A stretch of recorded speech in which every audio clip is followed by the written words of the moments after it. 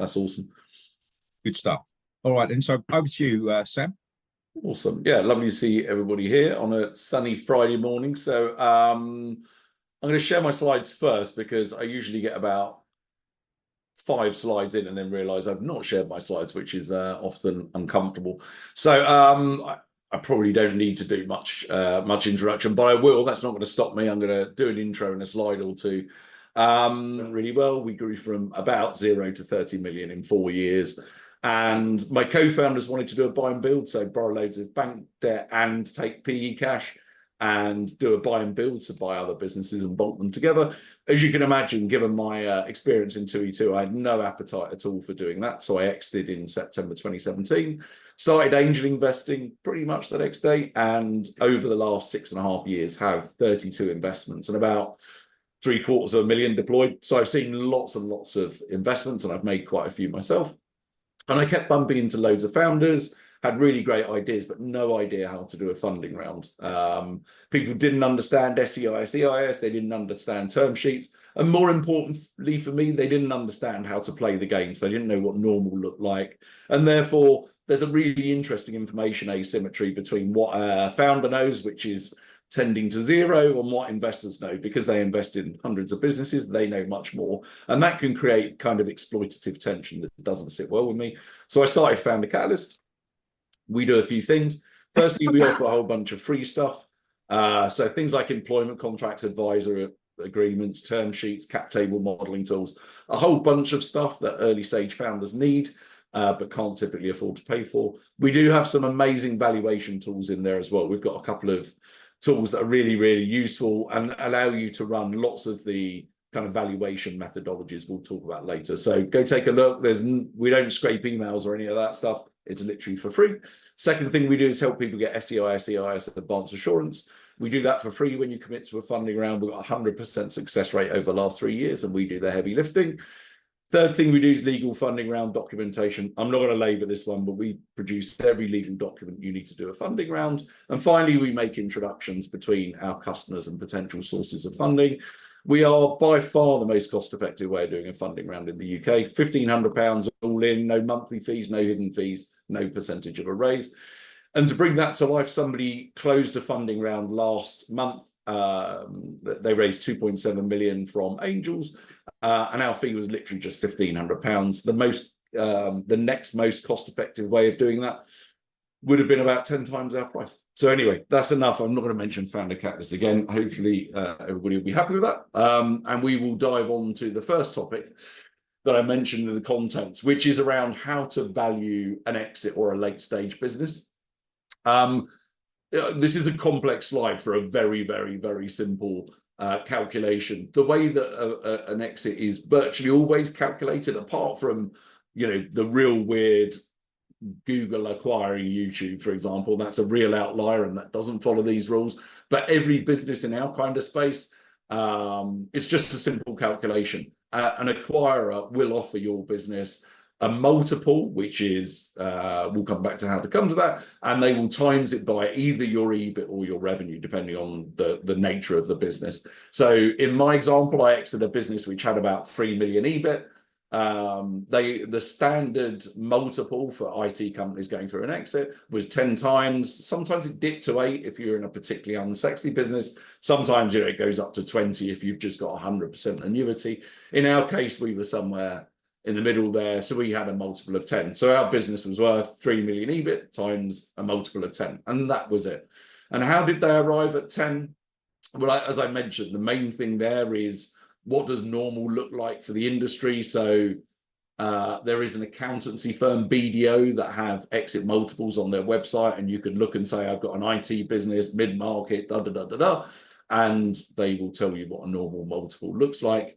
The EBIT, sometimes you can debate around. There's takeaways and add backs, as accountants call them, where you can alter your number. Maybe it's dropping a couple of 100,000 or adding a couple of 100,000 for accountancy purposes, really. But mainly the EBIT is what it is, falling out the accounts, and multiples are usually subject to these kind of factors. So in our case, I think the industry average was 9 times. And we managed to get another one. We added another one on the multiple by arguing lots of these things. We had a moderate amount of recurring revenue, for example. We had relatively high quality of earnings. We'd consistently beaten our budget under P&L. We had a really great team in place, and. So you can kind of argue, you know, their first offer was 9 times 3. We managed to get it, you know, up another click, up another one. But broadly, this is it. You're multiplying two numbers together. There are some external factors, you know, what are your competitors doing? Are you the only player in town? In which case, you know, that scarcity would typically make you more valuable.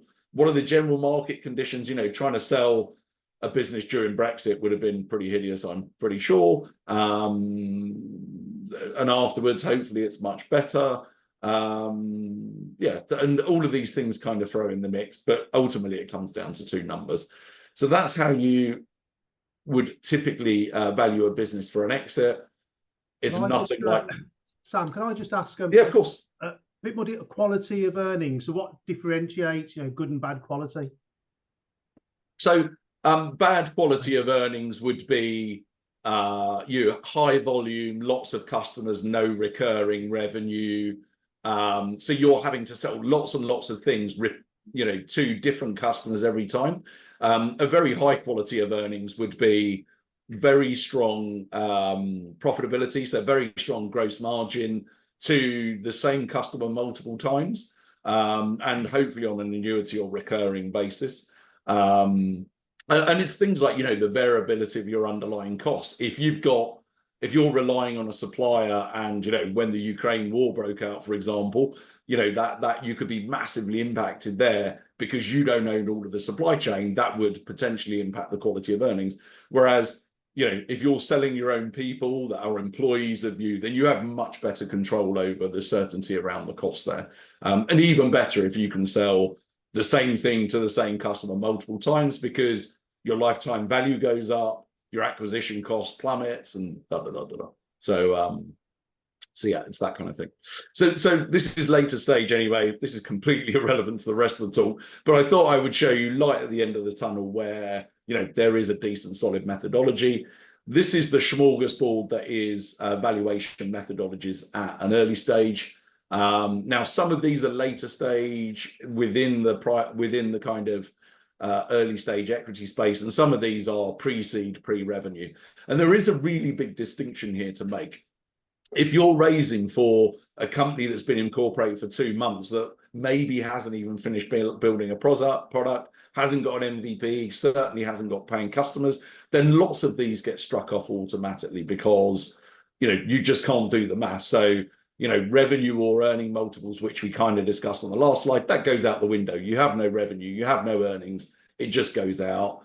Discounted cash flow, again, the science behind this just doesn't really work if you don't have any revenue or EBIT to fall into it. So then you come to some methodologies that are more appropriate pre-revenue, and at least pre-revenue and or pre-profit business. And these kind of fall down to Scorecard and Berkus, which are really, really related. You can potentially use the VC method, which is all around, it's all around your forecast for the future. So you're saying, you know, within 8 years, we're going to be at a certain level of EBIT, we're going to have a certain level of growth, your cost of capital is this, and it's a really, really, really complex methodology that VCs love to use. But you can use it even at a pre-seed, pre-revenue level. The challenge with applying that is if you've got 3 years of revenue growth and you can say, right, we've got 100 grand revenue this year and 1 million the next year and 10 million the next year, you can kind of plot and you'd expect it to taper off, but you can kind of plot a growth level. And therefore, if I say, right, we're going to reach 100 million in 4 years after, then you would have a vague level of confidence that that is potentially achievable, as long as the market's big enough, etc., etc. If you've not sold anything yet, then assuming you're going to get to 100 million in 5 years is actually a really strong assumption, because you've not proved anything. You've not proved a single person will buy, and it's a massive extrapolation to say that you're going to get to 100 million revenue. It's just not possible. So some of these are, in theory, like a VC method. In theory, it is possible to apply a VC method to any business at all. In practice, it is, it is worthless just because you don't have enough data to be able to, predict where you're going to be in 4 or 5 years. So let's rattle through these really quickly. I'm not gonna do a deep dive on any of them other than the scorecard and Berkus, actually. So VC method, I've never once seen an angel use this. It's very complex and it extrapolates upon data you probably don't have. It's virtually never seen. Simple comparables are okay. It kind of looks at other businesses in the market with similar revenue. You can apply a bit of a sexiness or unsexiness factor. Again, it's great, but it only works. It only works if you have revenue. Otherwise, you're comparing apples and oranges. First Chicago method.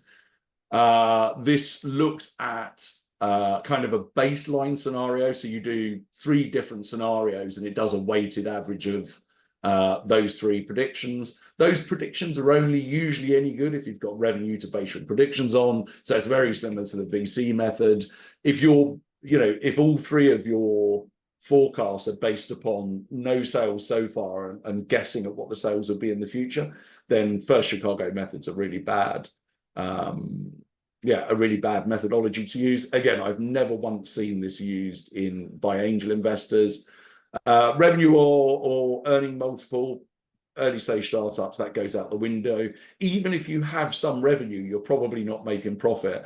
And even if you've got some revenue, it won't be, it will be a couple of £100 or a few £1,000 a month. It will be nothing like the volume you're expecting. And therefore, if you as a founder use a revenue or earning multiples, you're doing yourself a disfavor, because applying a 10 times methodology to most businesses, will mean you're worth, you're almost certainly worthless.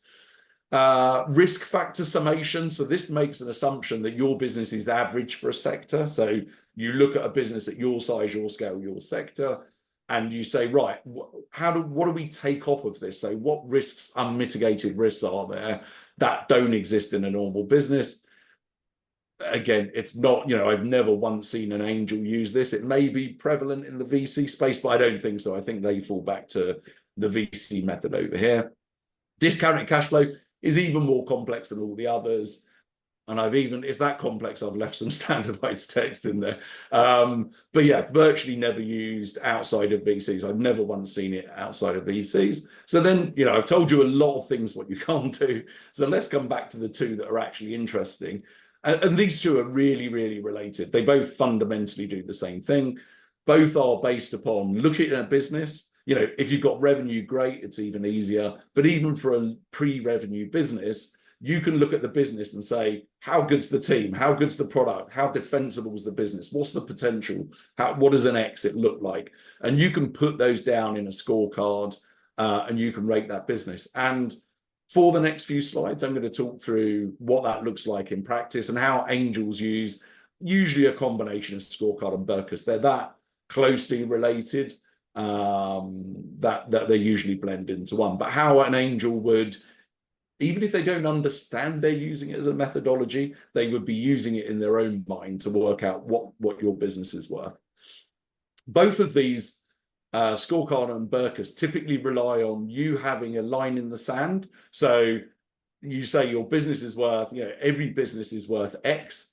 And then you work out from there, is the business worth more because of certain factors, or is it worth less because of certain factors? Therefore, both of those methodologies only work if you understand what the line in the sand is. And thankfully, that's really straightforward. So before I move on, any questions at all on this slide and the kind of smorgasbord of methodologies here? No, good stuff. So let's look at what normal looks like. So within the UK, there's a lovely company called Bowhurst. Bowhurst track by scraping Companies House every single funding round in the UK. So for every single startup, every single startup, they track a few things. They track every funding round, and they can calculate based upon the SHO1 and confirmation statements roughly what the pre-money valuation is for every single funding round, how much is raised, and therefore how much dilution. And the first 2 figures are absolutely from Bowhurst. So this this slide, this graph is slightly out of date because it's from 2022, I think. But to be honest, the startup world has, if anything, moved a little backwards. It's certainly not moving forward. But the figures from the latest figures I've seen from Bowhurst say that the average pre-seed, pre-revenue valuation is 1.5 million. And that's a pre-money valuation, not post-money. So that's a really important distinction. Yeah, so pre-seed, pre-revenue, you expect a valuation of 1.5 million, and that is the average. Obviously, you have some family and friends rounds potentially, and the average there drops to about 600 or 700k. But then you've got some unusually high first raises, and you would expect those to be, 2 or 3 million valuation as a bit of an outlier, and therefore the average comes down to 1.5 million pre-money valuation. Now, what I mentioned earlier about outliers, the person who raised £2.7 million last month using Founder Catalyst, they were pre-seed and pre-revenue, and they raised 2.7 million pre-seed, pre-revenue at an 11 million valuation, which don't try this at home, kids, because that is a massive outlier. Anybody want to have a guess at what sector they were in? AI. You got it. Well done, Nick. Yeah, so they were, I mean, to be fair, they ticked lots of boxes. They were an AI startup with a multi-exited founder. So the founder had a couple of exits in the AI space, and they were in e-game as well. They were doing something between AI and e-gaming. Now, AI, I can understand. Sorry, Sam, were they in the gaming side of things? Or AI and e-gaming, they were bringing the two together. Now, personally, I don't understand why e-gaming is sexy. I think it is, yeah, as an investor, I would run a mile from anything e-gaming. It's just not attractive at all. But, what do I know? Yeah, AI plus e-gaming plus multiple exit founders meant that, they got an 11 million valuation, which for the avoidance of doubt is bonkers and is a real outlier. Don't try that at home. But that is, in some ways, that is dragging this pre-money valuation number up from Bowhurst, because that will increase the average. Similarly, you've got people who are doing friends and family round at a £500,000 valuation, which would drag it down. The average raise a couple of years ago, it was at £202,000. As soon as the SEIS limit went from 150 to 250, that average amount, the average amount raised at a pre-seed, pre-revenue level jumped up to 250. So everybody is using that as the new normal, which is entirely understandable. So yeah, the average raise, I think it's 252k now at 1.5. There is a really, really useful sanity check here, and I'll give an example where this goes tragically wrong later. But there is a really useful benchmark, which is no matter what your pre-money and your raise should be, you should divide the two and come up with what your percentage dilution will be as a result. And normal in the UK looks between 15 and 20%. So if you are diluting much more than 20%, then that's going to be a real problem. If you're diluting much less than 15%, that's going to be a real problem as well. Let me explain both of those, because it probably doesn't, you're probably thinking, why is it a problem? Let me give you a really painful example from my own investing experience. So I invested in a company, I won't name and shame them. They're still my favorite investment, by the way. I invested in a company in a second funding round. The round size was £500,000. It diluted by 15%, which sounds okay to start, but they did multiple rounds. They did a pre-seed, a seed, a bridge, a series A. By the time the founder had got to do their series B in America, the founder only had something like 20% of equity themselves. So the incoming VC in America said, I will give you £3 million, but I will only do that on the basis that the company recapitalizes the founder, which sounds ominous, and it is. So this funding round was ridiculously painful for me. So what that meant was, before the funding round, the founder was given another 15% of Magical shares. So their shareholding went, up to 35, 40% or whatever it was. Before a funding round, if somebody is being given free shares like that, guess who takes the pain of all that dilution? It's me and every other investor. So we all took a significant, like 15% dilution to give founders a whole bunch of shares back. And on top of that, the Series B came in and diluted by 20% as well. So within one funding round, we took a double dilution here. The only alternative there, and we could have blocked the transaction using investor consents and shareholder votes or whatever, but if we'd have done that, then the investor would have walked away. They wouldn't have got the £3 million and the business could have failed. So that is the problem. When, as an investor, when I look at a funding round, in theory, it's really great to, get the minimum valuation you possibly can. In practice, if you over dilute a founder, those chickens are going to come home to roost at some point, and that will be really, really painful for investors. Sam, how did just a quick one, how did the company perform on the back of that £3 million investment? So if they hadn't have got that £3 million investment, would it have been curtains for the company? And how did they perform once they got that £3 million investment? And has the investor benefited now because of that £3 million investment, even though you all had to dilute double? Yeah. I think without that investment or a similar investment, they would have failed, is the answer. That business would have run out of cash and failed. They weren't. I mean, I wish I could tell you more about the business, but I've shamed them now, so I'm not going to do that. Right. But that business is on an amazing journey. I think it will be worth hundreds of millions in a few years. And I think, in hindsight, this was a deal worth doing for other investors. So I think the 3 million was transformative. They will probably never need to do another funding round, and they will probably be worth, and I'm guessing, hundreds of millions based upon what they do. And they're in the AI space as well, by the way. So I invested in them 5 years before AI was quite so trendy. I invested, way ago. So I think they're the right proposition at the right time. And I think the deal worked out. But there'll be lots of examples where that doesn't work out. And actually, the double dilution means that you'll never get your money back even. It can be really, really painful. But I think in that case, it did work out. Sorry, you got another question? Hand up. Yeah, a quick one. I know it's basic, but since the previous investors are kind of getting diluted in more than an expected way, right? Can you briefly explain the mechanics of how is that decided? Do they have a voice? Do they have a say? Is there some board, some agreement? How does it decide if the company accepts such an arrangement? Yes, a really good question. So there are 2 or 3 checks and balances on these kind of changes. In a company.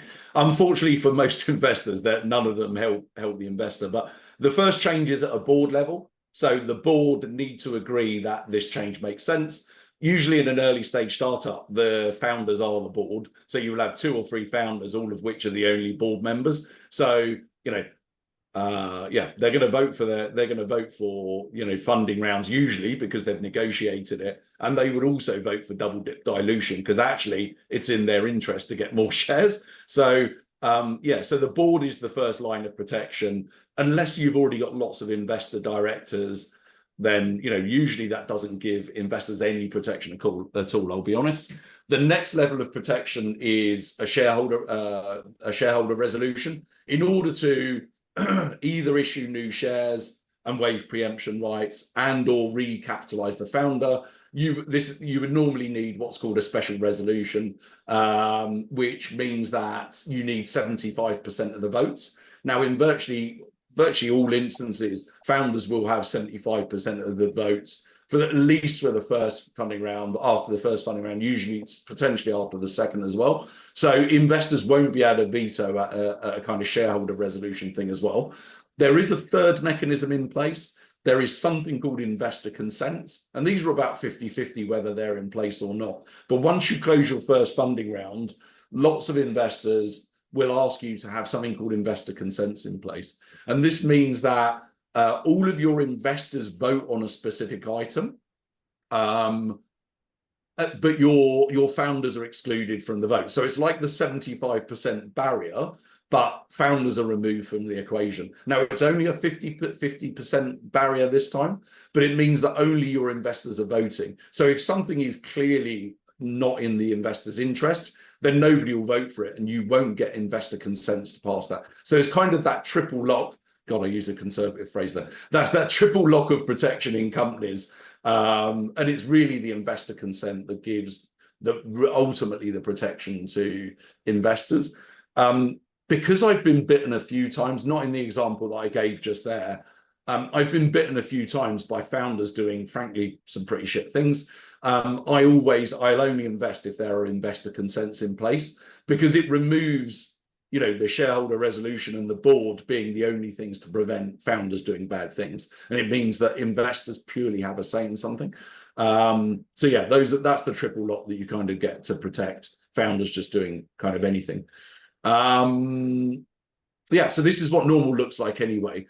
And the next two slides talk through my methodology personally of how I assess a business. And don't worry, this does loop back to how does it arrive at a valuation. But if I just walk you through quickly my mind map on, and this is a busy slide, I'm not going to talk through every box, don't worry. But broadly, there are 8 kind of things that I, as an investor, look at as a business as. It's worth mentioning that every investor will have a similar version of this, but different. So some people will have a more sophisticated version of this than me. Some people will be new to investing. They won't understand lots of it. They will just understand a few of the boxes potentially. And some people will have different levels of importance applied to each of these. So personally, I'm just very passionate about team. If it's a really, really great team, then I'm much, much more likely to invest, and also much more likely to stomach a higher valuation than if the team were poor. Whereas other people, actually, they will care much more about traction. They will care fundamentally about you having launched a product, you being 100K revenue or whatever.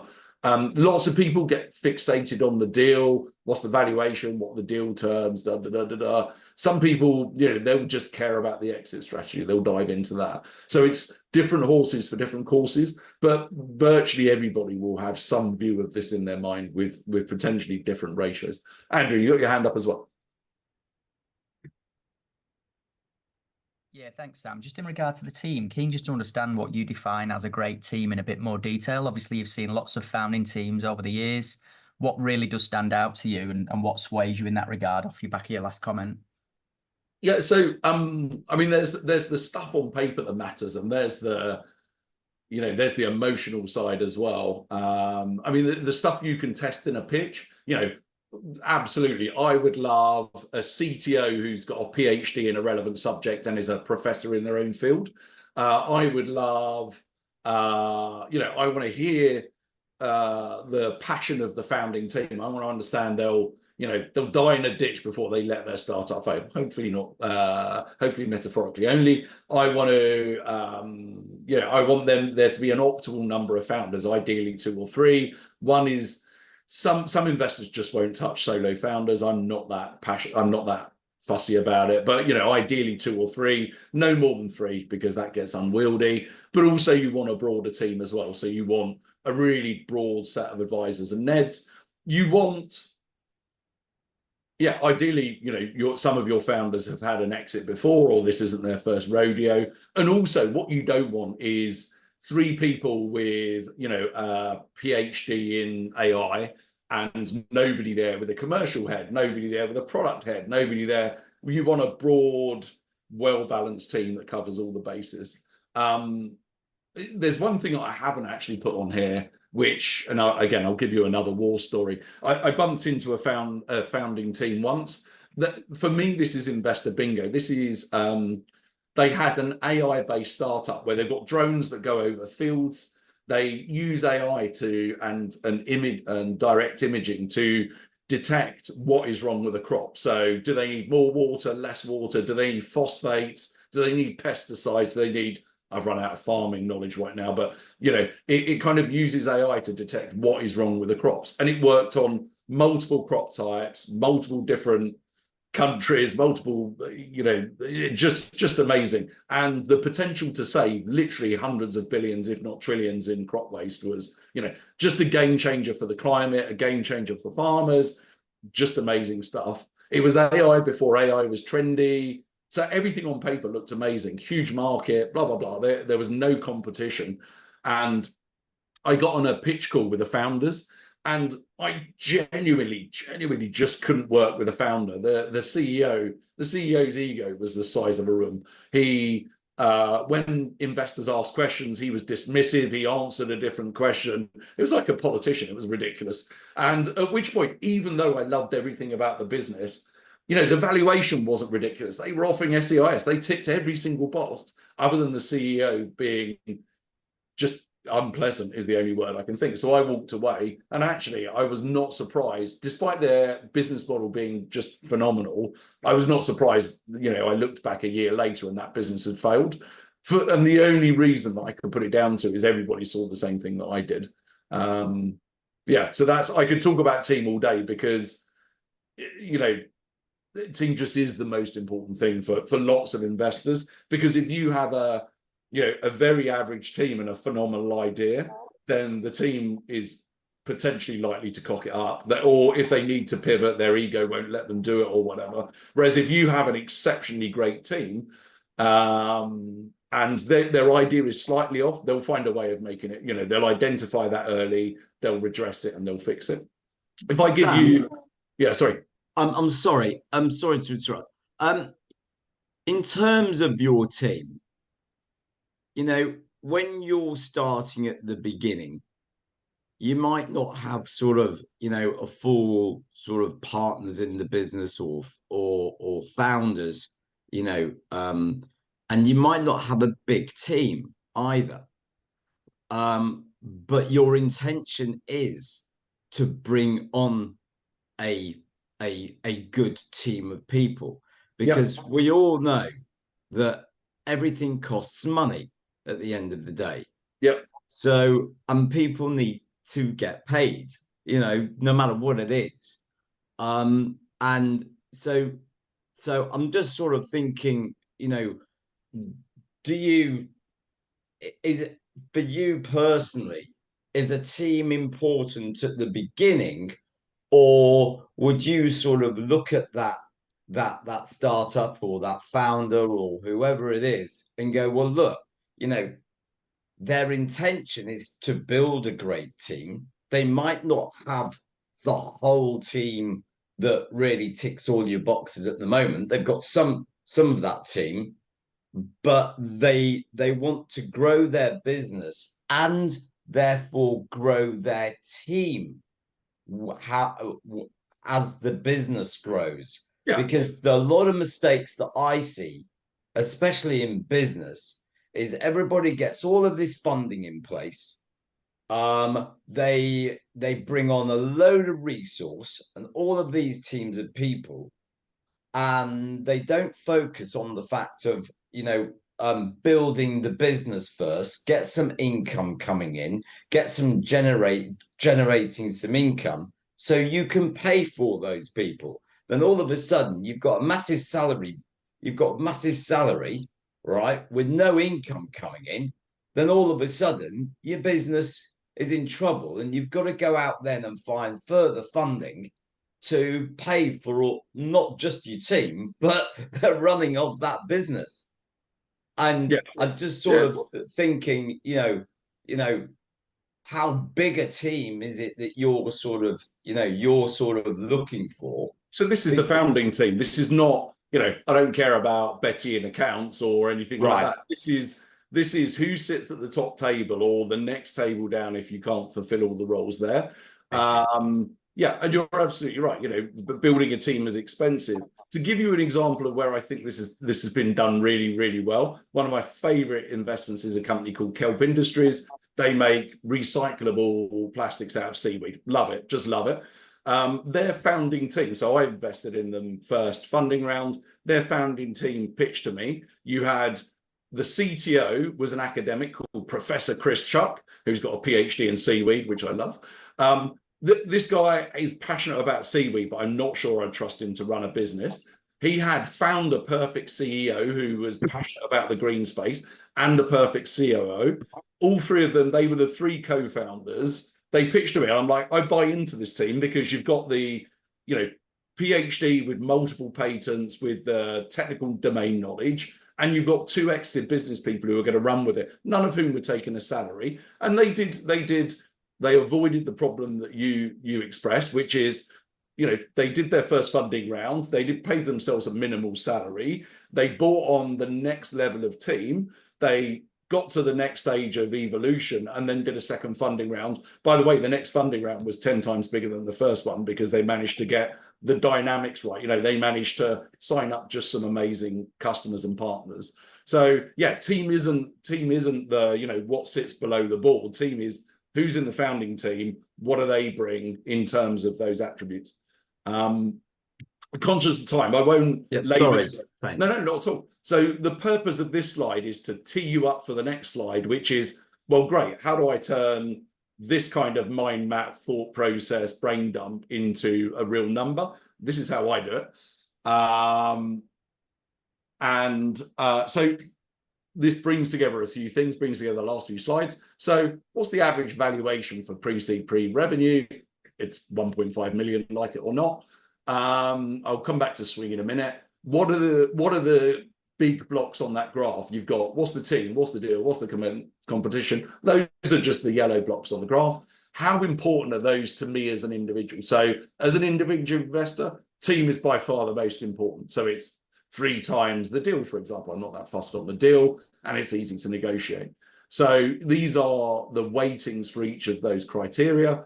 This is the score out of 10, 5 being an average and therefore neutral, 10 being, whoa, it's amazing, everything's perfect, 0 being, God, this is tragic. And it's a really, really straightforward calculation. You multiply that by that times the swing number up here and come up with something. So if somebody had 10s all over the place, I can't even do the mental maths, you know, they would get a big number. They would get whatever it is, 8 times 10 times 20. And if somebody had 0 in all of those, it would be a detractor to the 1.5. So you can see here, you know, competition, this company's really weak. Ditto exit strategy, they're weak. Yeah, but, you know, they're scoring really well in team. And throw all that into the mix and let Excel do the hard work. And for me, this opportunity comes out at a 1.8 million average valuation.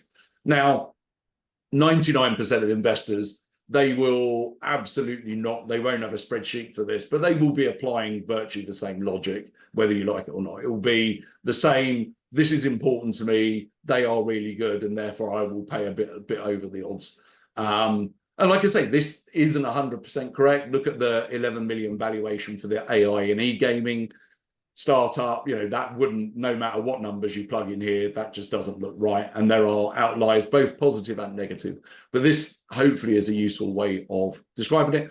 I'm going to rattle through the next slide because I don't think it's particularly relevant. But, you know, for people who say, well, I need £1 million to start my business and don't raise £1 million first funding round unless you're in e-gaming and AI, obviously. But what you'd usually do is split your funding round into multiple tranches. You'd raise 250, then 500, then $1 million or whatever. If you try raising all of the money you need up front, it's not going to work. People will just walk away. And I wanted to finish before we go into any final questions on what not to do. And this is, I'm not going to name and shame. Hopefully their name's not on it. No good. I'm not going to name and shame this business, but because it is genuinely bonkers. So, and this is literally everything done wrong in evaluation. The embarrassing thing is this founder paid an accountant to produce a valuation report for them, and it came up with this travesty. And so their ask was, they were raising at 129 million pre-money valuation. Hold that thought. They were raising 70,000, which is much less than average, which equated to a 0.05% dilution. There's lots to unpack on this one. The way they came up with their accountant, I don't blame the founder in this case. I think the founder was naive not to question it, but they paid an accountant, and the accountant should be fined. Their business was pre-seed, pre-revenue. If you flip back to the slide a few charts ago, they had a solo founder. They hadn't developed anything. There was lots of competition in the market they were in. Yeah, I can't think of much positive about it. It was a very, very, very average business, and that's me being polite. So even at best, their business would be lucky to make 1.5 million pre-money valuation. So anyway, they did a scorecard methodology and they did a checklist, which is very similar to the methodology I've just come up with.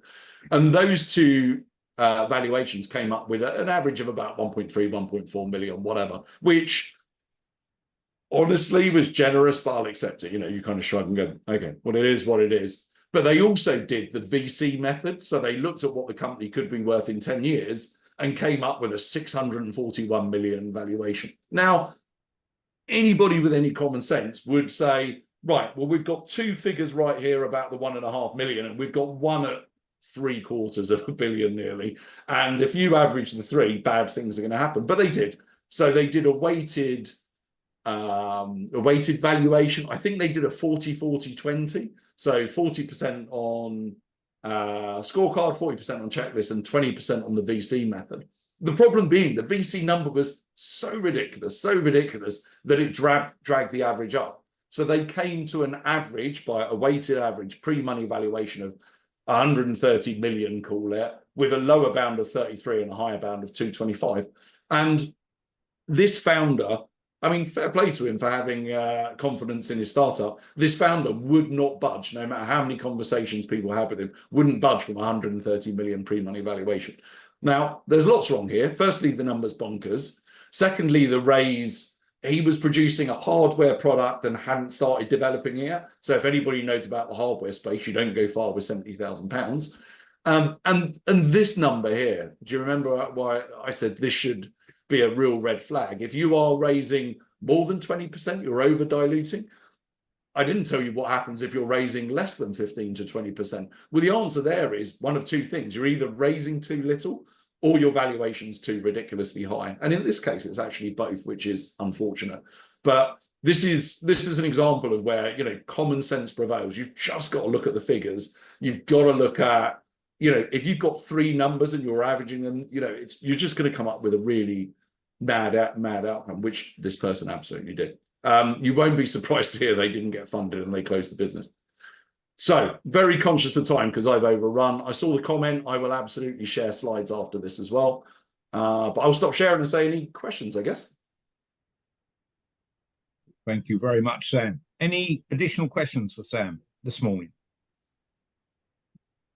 Looking around the room. Did we cover off everything in the chat? Sid. Cool. Brilliant presentation. Thank you, Sam. Do you feel there's a sweet spot in timeline for a founder to have raised investment? Yeah, too late, more interesting than too early. I mean, for a founder, the optimal is as late as possible. So you get this thing, everybody talks about traction in the startup world, and lots of people have a different view on what traction is. But for me, traction is a continuum from right at the start, you've got a shiny pitch deck and a bright idea, and you've done nothing. You've got no team, you've barely incorporated, you've got no IP, you haven't done anything at all the way through to, you know, you've got 1 million recurring revenue or whatever over at this end. And there are lots of tiny steps between one and the other. You've got, you know, you've done wireframe diagrams, for example, might be one of the earlier stages. You've built an MVP. You've got a trial customer. You've got somebody willing to pay. You've got, you know, your first MRR customer above £1,000, whatever it happens to be. So there are tiny steps all the way between the two. For a founder, you can either increase your valuation or you can better justify your valuation the further you go through this journey. So I mean, there is a sweet spot here, obviously, but from a founder's point of view, the further you can delay it, the better, because your valuation will go from a 1.5 million average for, you know, closer to this end to a 2 million or a 2.5 million. If you can get paying customers, then your valuation jumps up a bit, which means that you can raise more and you end up keeping more of your own company. So yeah, there absolutely is, but then again, you could be too late. I mean, yeah, you see companies that they've released the product, they've got, you know, and they're very slowly growing market share. And you think, well, actually, if you raised 250K, you could pour money into the marketing machine, you could take on a marketing manager, you could do all of these things, and your revenue could absolutely skyrocket, which for me is a perfect time to raise. That's, you know, when you're pouring money into your sales and marketing engine to fuel growth, that's exactly the right time to raise. I mean, to let you into a dirty secret that I don't tell everybody, in the business, we grew from 0 to 30 million. We took on no funding. So we bootstrapped that to 30 million in 4 years. And that is the optimal. We, at the end of the process, we owned, between me, the founding team, and the EMI option holders, we owned 100% of the business, which is optimal. But lots of businesses need that, you know, the funding round to pour petrol on the fire, if that makes sense, and to accelerate that kind of growth. Thanks. Any final questions for Sam this morning from anyone in the community? I've seen Martin's done his fantastic illustrations. Looking forward to that, mine. Yeah, we'll put them in a circle, please, Martin. That'd be great. Love it. One question from me. Have you seen a change in behaviour, particularly from the VCs, in sort of being quite aggressive towards founders? Is there a change in that now? Yeah, absolutely. So things have changed in the last 2 years. So Q1 in 2022 was the best year ever for early stage equity investment. Best by, according to Bowhurst, by far the best. And things at an early stage, so an SEIS level, have reverted back to where they were 10 years ago, 2 years later. So we are in harsh times. That leads to lots of changes in behavior from investors. So firstly, 2 years ago, you were seeing pre-seed, pre-revenue businesses with shiny pitch deck and a bright idea getting funded. And now there's a massive push from investors for founders to prove some traction. So to fund something themselves, to release a product, whatever. Yeah, so we are absolutely seeing lots of really early stage businesses that would have trivially got funded 2 years ago, just not getting funded at all until they reach more traction. And VCs are massively tightening up their term sheet. So Carter has produced some really interesting stats from America, but you know, VCs are, so a couple of years ago, they were investing at 20K MRR as their starting point. Now, you know, Fuel Ventures don't even get involved unless you're at 60, 70K MRR, which is a massive change. So they're de-risking via that. They're also ramping up their term sheet. So you get things called liquidation preferences, which are very investor friendly. They're ramping that up. They're adding anti-dilution clauses. They are beating people up on valuation. So yeah, now it's you know, 2 years ago, you would argue it was too founder friendly as a market. It swung absolutely the other way around. Either people just aren't getting funded, or there's just massive pressure, both on the term sheet and valuations and everything else. And also investors are releasing money in tranches. So rather than saying, great, there's £1 million, go run with it, investors are saying, I'm going to give you 250 now. I'll give you another 250 in 3 months if you hit your milestones and. So they're not just giving big tickets, they're kind of de-risking by a tranche in the raise as well. And do you think a reversal of this could be when interest rates start declining? Is a causal link there, or?